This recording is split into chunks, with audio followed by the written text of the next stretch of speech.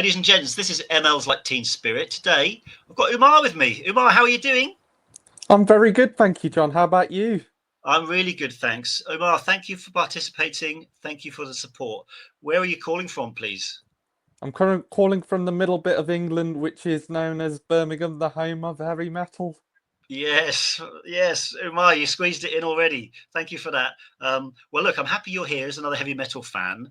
You're here because I've got some different topics I wanted to talk to you about. Before we get onto them, though, this is the first time you've been with me. I would like for you to introduce yourself for a minute, please. So, could you tell everyone like what you've been doing, your background, and your current status? Sure. So I'm a journalist who was trained at university. I actually started when I was about 17, so I've been doing it for about 12 years, and I fell into data whilst doing my undergraduate studies at university, and I discovered the potential of using data to tell stories. And that sort of grew as I sort of developed in my career, worked in journalism, discovered Tableau in the final year of my undergraduate degree, developed a love of BI and data storytelling, and it kind of went from there. At the moment, I am a I'm I'm not ashamed to say this, but I am a struggling freelance BI analyst and data storyteller. I still do the odd bits of journalism and content here and there, but BI and data storytelling is my main line of duty, and I'm also looking at potentially trying to get a job in those sectors, as I've recently done the Tableau Buddy sandbox at the start of this year. So in short, I'm in kind of an interesting situation, but I'm also in a difficult situation if you see where I'm sort of going. You're not the only one to say that, Umar. Well, hopefully, this is a bit of a platform for you. We know that you're seeking work in either perm or freelance. And so, anyone watching this that needs some BI analytics, Umar is your guy. Okay. So, you mentioned something there on your education. The reason we connected, Umar, is that you interestingly talk a lot about data journalism. And I wanted to get into this topic to try and understand, well, what is it? This is where I would like to start, but also try and draw some of the tips from this area. Because, Umar, I'm old enough to remember things like when data storytelling was invented. It's actually a more relatively new expression. Um, and it kind of comes from the world of, in old times, we would do analytics and reporting, but then the world figured out that that was just a piece of the puzzle, and you needed the communication elements on top. And I think you've got lots of bits you could tell me about in relation to data journalism. So, could we start with a definition? Like, define this for me. Like, well, what is data journalism? Data journalism is simply journalism, but for the modern age. However, there is one distinction I need to make with data journalism. It's not just about numbers. You see this iPhone? We produce a lot of data from this little device over there every day. This watch, it produces a lot of data without realizing. So it ends up building a picture that when you look at the data at the end of the day, it builds up a story that you can sort of relate from. So even the streaming services we listen to, such as Spotify and Apple Music, they produce data which curate our playlists. So it's not just about numbers, it's digital documents, and it's all about bringing those together to tell stories that hold people in power to account. And and I say that because everybody assumes that data journalism is just all about numbers. There is some truth to that, but it's also about using modern technology to bring journalism into the 21st century. So that means using a mixture of traditional reporting techniques, interviews, pieces to camera, as well as using data analysis and visualization to bring the whole story together. Great, thank you for that. And Umar, you've got straight into it with holding leaders to account and these things, the role data journalism can play. I would love for you to maybe pick on that and maybe one or two other examples, up to you. Uh, like data journalism at work. Like, could you zoom me in on a couple of examples of in day-to-day life where people may see data journalism but not necessarily recognize that that's what it is? Could you think of some examples for me? I've got a really good example. This water bottle here. Right. When you're drinking the water bottle, you may not actually realize that it is a form of data journalism because you're seeing the water just gradually go down and down. A pie, you're eating a pie or a donut. It's almost kind of in effect the food and drink that we see is almost kind of data journalism in real life. Also, video games as well. You see the health bars on the HUDs. That's a form of data journalism. Listening to podcasts on Spotify and Apple Podcasts, you sort of see where it tells you how long you've got of the podcast episode left. That's data journalism. Also, the weather reports and the broadcast news, they regularly use data journalism. So data journalism exists in many different forms without us even realizing that it is data journalism in some extent. We just kind of subconsciously just see it as just a piece of food or just a bottle of water that we drink. But there is some data journalism elements to it that bring it all together.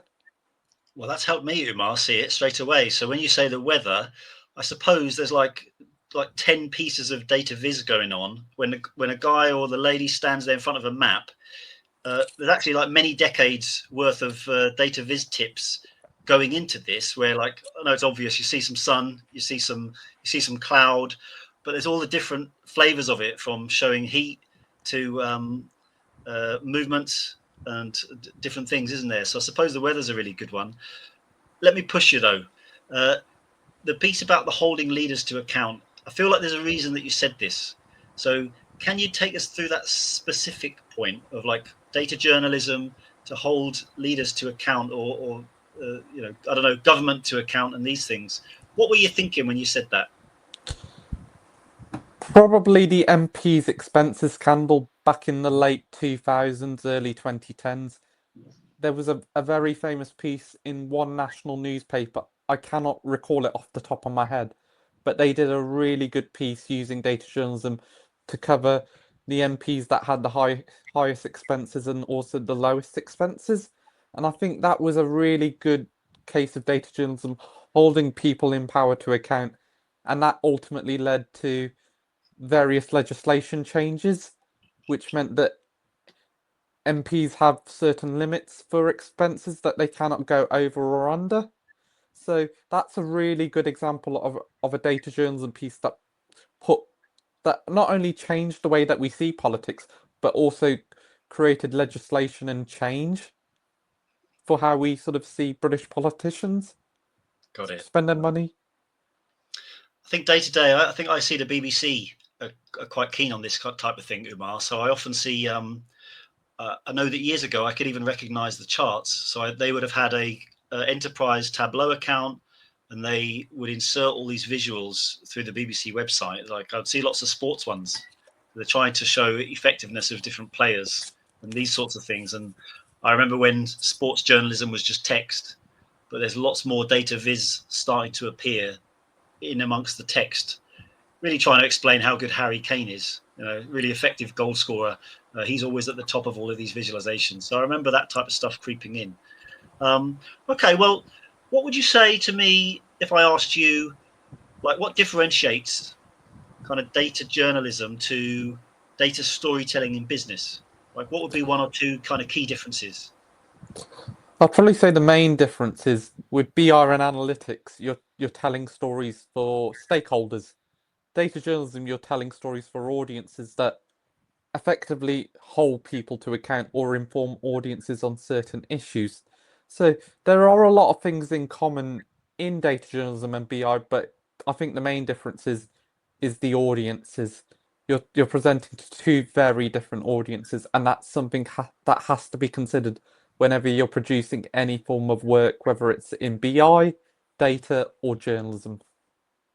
Got it. So data journalism is affecting the masses, whereas in business analytics, the audience are a bit more knowledgeable around what it is you're talking about, because you all work there. So you maybe have a different approach, more simplicity or more clarity. You're working towards more clarity or something like this. What would be some negatives in data journalism, Umar? Because if you've got visualizations affecting the masses, what would be some of the negative things that kind of people could be critical of or look out for?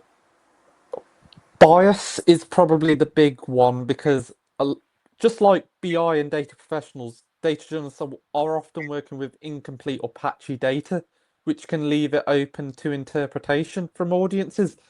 They could be potentially exposed to being called biased by one side of the political spectrum compared to the other. So you've always got to consider the aspect of bias. But also, as well, more recently, AI has thrown up many challenges for journalists because AI tools hallucinate. So you could effectively be working on data analysis or automating things, but AI may want to hallucinate, and that would throw the analysis completely off whack. So I think it's very important whenever you're working with data in a data journalism context, check, check, and check again when doing any data analysis.